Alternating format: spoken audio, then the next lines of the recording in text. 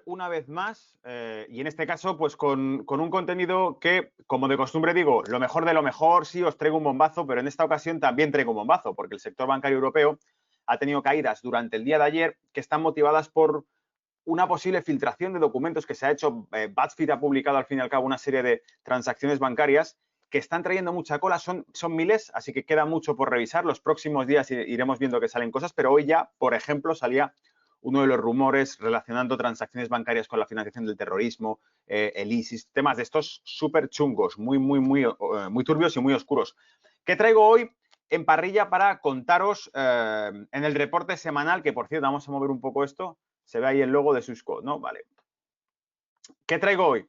Bueno, pues hoy traigo un reporte en concreto que nos habla de cómo Luxemburgo se está convirtiendo oficialmente en el acceso o la mayor geolocalización del yuan fuera de China. Es decir, que si China tiene estratégicamente fondos de inversión que están depositados y que funcionan como reserva de renminbi de la moneda china, el sitio es Luxemburgo. Hablaremos por delante de Londres y por delante de todas las demás. Los fondos de inversión que están en Luxemburgo tienen alto contenido en yuanes. Eso por un lado.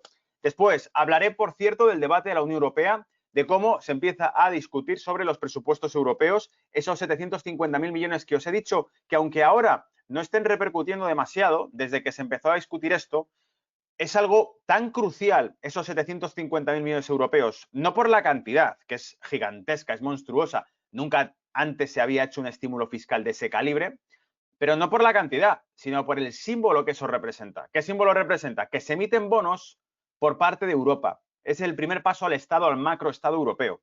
Entonces, es una huida hacia adelante. Ahora en los tiempos de crisis, en los tiempos de pandemia, ¿os acordáis que en los meses de marzo y abril se criticó a la Unión Europea porque había países vecinos, Italia no recibía suficiente soporte y auxilio de material médico y le llegaba de China? ¿Para qué sirve la Unión Europea si te llega el material de China en vez de tus vecinos? No, es que eran estratégicas las reservas que tenían de respiradores, de material sanitario, Alemania, Francia, etcétera. No, o sea, fue una auténtica chapuza todo eso. ¿Y qué ocurre? Que a raíz de eso, bueno, pues yo creo que hacen una huida hacia adelante y dicen, bueno, tranquilos, que este proyecto va a ir en serio. De hecho, acordaros que creo que fue Macron pidió disculpas porque dijo que era una vergüenza que a un país de la Unión Europea como Italia le hubiese que ayudar China en lugar de hacerlo Francia como país fundador de la Unión Europea, como uno de los pilares de la democracia europea.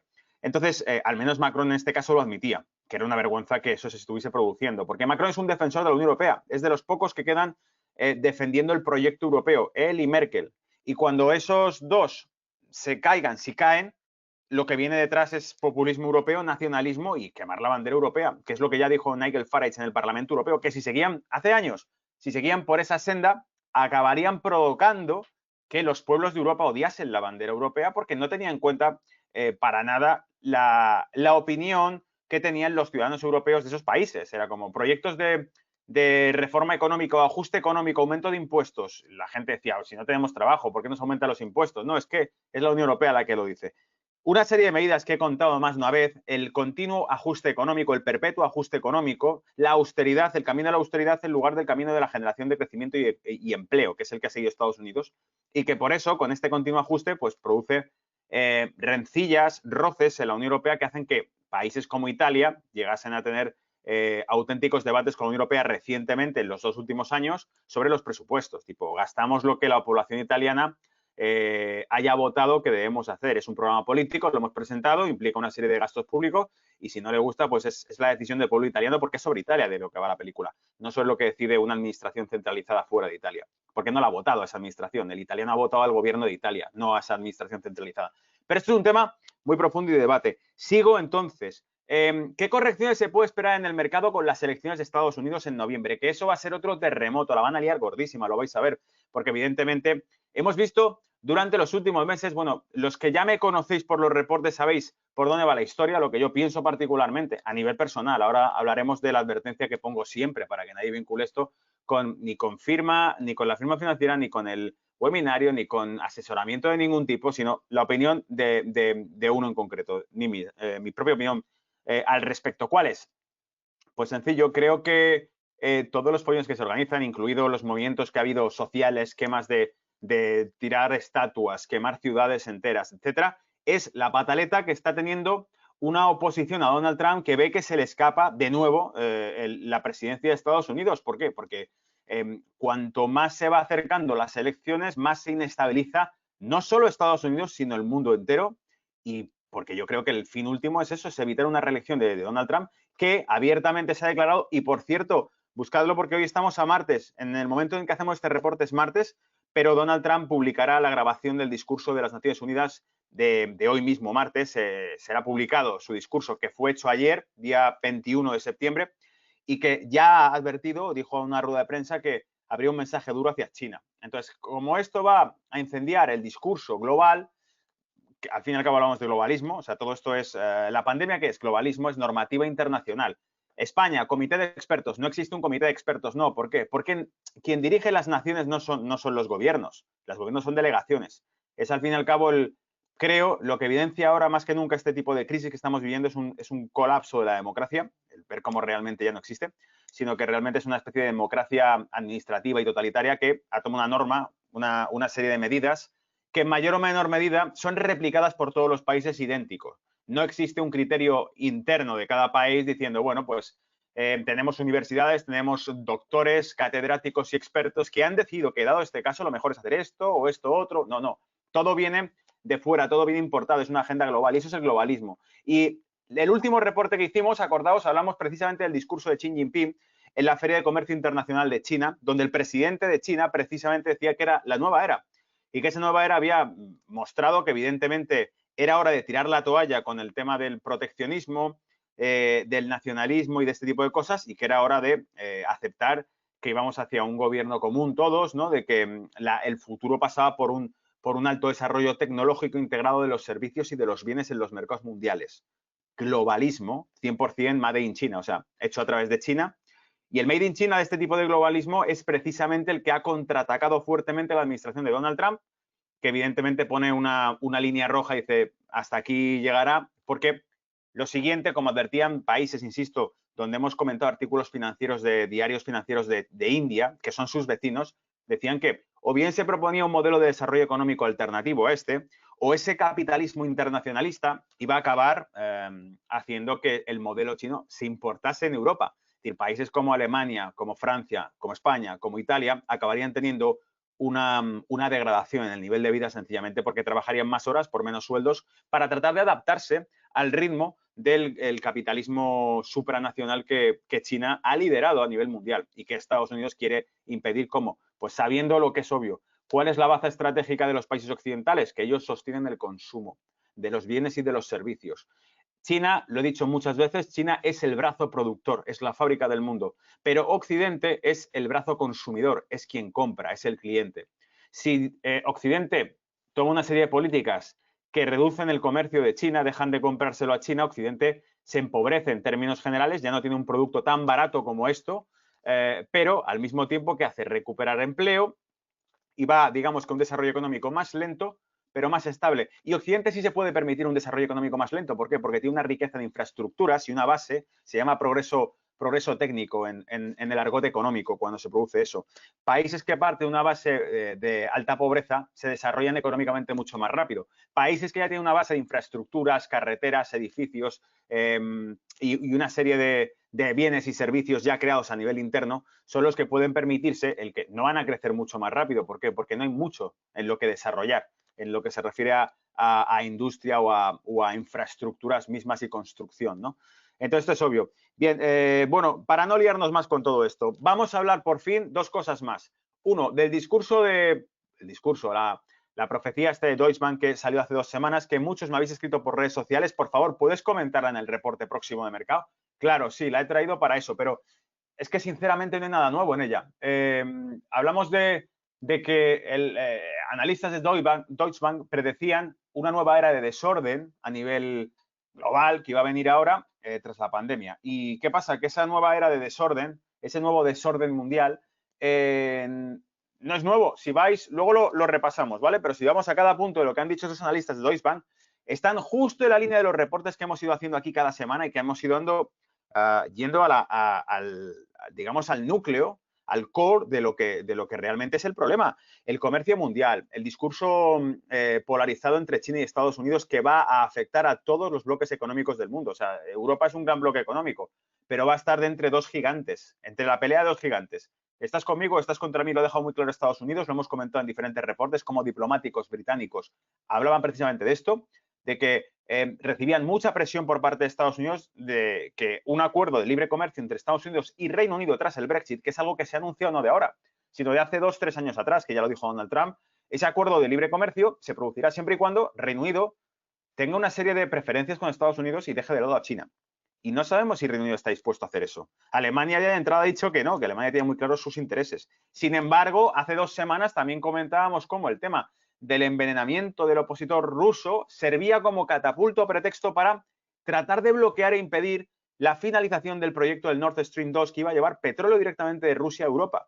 ¿Por qué? Por otra cosa que dijimos hace 3 semanas. ¿Cuál era? La creación de un bloque geopolítico enorme, de una economía continental gigantesca como nunca se ha visto, que incluiría Alemania, Rusia y China en un bloque de libre comercio y, por supuesto, si entra Alemania, entran todos los vagones de cola de Alemania, que son Francia probablemente, pero Italia, España, etcétera. Italia ya se ha metido, de hecho, en ese pacto, porque acordaros que hubo una firma de un acuerdo de comercio con China a expensas de la Unión Europea hace tan solo 1 año y medio, 2 años, no recuerdo, lo comentamos también en los reportes, ¿os acordáis? Luego esto ya ha empezado. Esa unión continental hará que si Estados Unidos entra en mayores tensiones comerciales con China y el Pacífico se empieza a polarizar, pobrecillos los japoneses, adiós Japón, porque Japón ya no será, estará dejado a la mano de Dios si realmente eso ocurre. Porque el comercio ya será de Asia a Estados Unidos entre Japón y Estados Unidos, como mucho.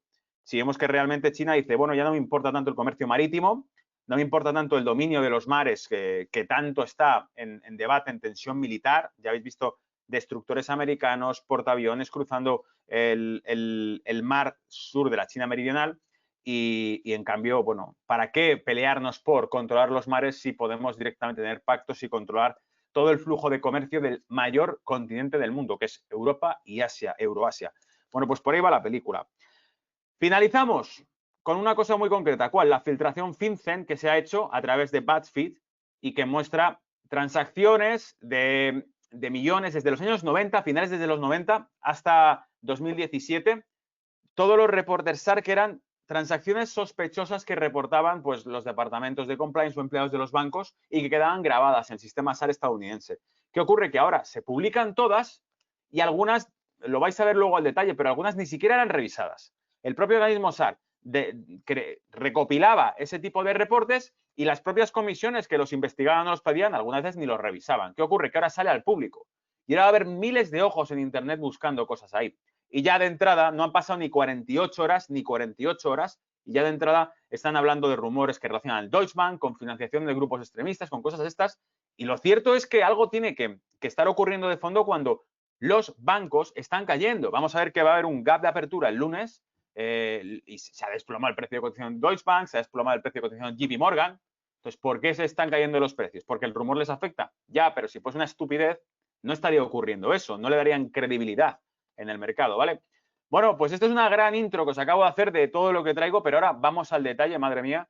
Espero que no se haga muy denso esto, porque realmente con todo lo que traigo, el miedo me da que no nos metamos aquí y me tiren 2 horas de reporte porque no las tengo, porque luego tengo la llamada de la radio.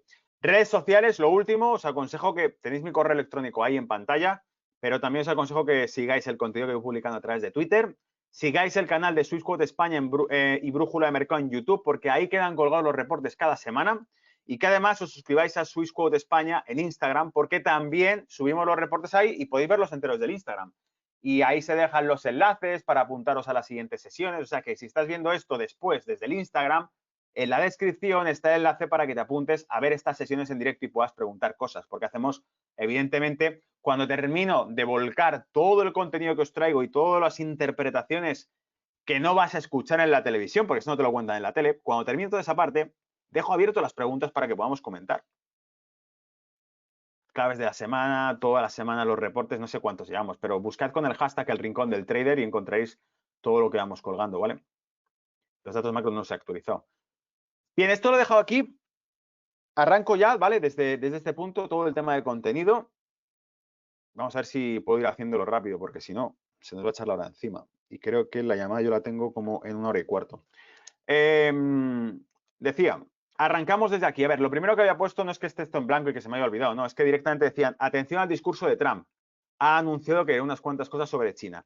Ayer Donald Trump dijo a una conferencia de prensa que su discurso de las Naciones Unidas no iba a ir a Nueva York, ya sabéis que está la sede de Naciones Unidas, está allí, no iba a ir a Nueva York a hablar, sino que en esta ocasión había grabado su discurso y iba a ser publicado al día siguiente, que es hoy. O sea que hoy, martes 22, para el que esté viendo este reporte más tarde en redes sociales, que eche un vistazo porque en este momento todavía no está publicado su discurso, pero probablemente, conociendo a Donald Trump, va a ser un discurso gordo. Porque hace ya 2 años, cuando comentamos el que hizo en 2017, creo que fue en 2018, el que hizo en las Naciones Unidas, fue un discurso fundamental, muy importante, donde claramente quienes saben leer entre líneas y siguen bastante todo al día, todo el tema de Estados Unidos, la política de Estados Unidos y la agenda política y económica de Estados Unidos, saben que ese discurso fue fundamental porque lanzó un mensaje al mundo.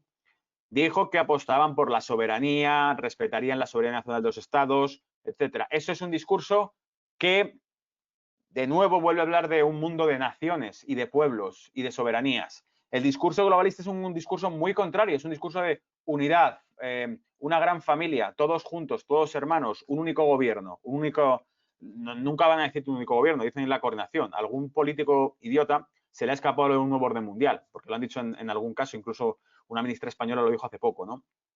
Que en este nuevo orden mundial, tal. Bueno, en realidad lo que van a ver es un discurso como el que hizo el secretario de la World Organization, de la World Health Organization, ¿no? De la OMC, la Organización Mundial de la Salud, perdón, la OMS. El secretario hizo un discurso como con la lágrima en el ojo, diciendo que no vamos a salir de esta si no estamos todos unidos, etcétera, etcétera. Es decir, crisis es pretexto de una agenda política concreta. ¿Cuál? El nuevo orden mundial, el nuevo gobierno mundial, que es evidente, y que cuanto más se agrave esta crisis, mejor escenario se va a poder poner ahí para decir, ¿lo veis? Es evidente. Si no es una pandemia, no sé lo que va a surgir para poder empujarlo. Va a ser como dijo Reagan. ¿Os acordáis de Reagan, un discurso que hizo en los 70 de las Naciones Unidas? ¿Qué dijo? Lo fácil que sería nuestro trabajo, dijo, o sea, no disimulaba, lo decía claramente. Qué fácil sería nuestro trabajo si en vez de pelearnos entre nosotros, discutir entre nosotros, tuviésemos que unirnos para defendernos de seres venidos de otros lugares de la Tierra, ¿no? O sea, de más allá de la Tierra. Es decir, si no funciona una pandemia, habrá que traer alienígenas para que la gente pase por el aro, trague y diga, vale, está bien, hay un único gobierno, yo da igual, mi país no importa, no da igual a quién vote, hay un gobierno mundial y mi gobierno tiene que obedecer lo que diga el gobierno mundial. ¿Qué más te da? Pedro Sánchez, Rajoy, quienes sean, van a seguir la agenda de lo que se le diga desde arriba y punto. Y si no te has dado cuenta hasta ahora es porque estás ciego, porque evidentemente hay más que... Esto se hace cada vez más palpable en el día a día. It is my profound honor to address the United Nations General Assembly, 75 years after the end of World War II and the founding of the United Nations. We are once again engaged in a great global struggle. We have waged a fierce battle against the invisible enemy, the China virus, which has claimed countless lives in 188 countries. In the United States, we launched the most aggressive mobilization since the Second World War. We rapidly produced a record supply of ventilators, creating a surplus that allowed us to share them with friends and partners all around the globe. We pioneered life-saving treatments, reducing our fatality rate 85% since April. Thanks to our efforts, 3 vaccines are in the final stage of clinical trials. We are mass producing them in advance so they can be delivered immediately upon arrival. We will distribute a vaccine. We will defeat the virus. We will end the pandemic. And we will enter a new era of unprecedented prosperity, cooperation, and peace. As we pursue this bright future, we must hold accountable the nation which unleashed this plague onto the world, China. In the earliest days of the virus, China locked down travel domestically while allowing flights to leave China and infect the world. China condemned my travel ban on their country, even as they canceled domestic flights and locked citizens in their homes. The Chinese government and the World Health Organization which is virtually controlled by China, falsely declared that there was no evidence of human-to-human transmission. Later, they falsely said people without symptoms would not spread the disease. The United Nations must hold China accountable for their actions. In addition, every year, China dumps millions and millions of tons of plastic and trash into the oceans, overfishes other countries' waters, destroys vast swaths of coral reef, and emits more toxic mercury into the atmosphere than any country anywhere in the world. China's carbon emissions are nearly twice what the U.S. has, and it's rising fast. By contrast, after I withdrew from the one-sided Paris Climate Accord, last year America reduced its carbon emissions by more than any country in the agreement. Those who attack America's exceptional environmental record while ignoring China's rampant pollution are not interested in the environment. They only want to punish America, and I will not stand for it. If the United Nations is to be an effective organization, it must focus on the real problems of the world. This includes terrorism, the oppression of women, forced labor, drug trafficking, human and sex trafficking, religious persecution, and the ethnic cleansing of religious minorities. America will always be a leader in human rights. My administration is advancing religious liberty, opportunity for women, the decriminalization of homosexuality, combating human trafficking, and protecting unborn children. We also know that American prosperity is the bedrock of freedom and security all over the world. In 3 short years, we built the greatest economy in history, and we are quickly doing it again. Our military has increased substantially in size. We spent $2.5 trillion over the last 4 years on our military. We have the most powerful military anywhere in the world, and it's not even close. We stood up to decades of China's trade abuses. We revitalized the NATO alliance, where other countries are now paying a much more fair share.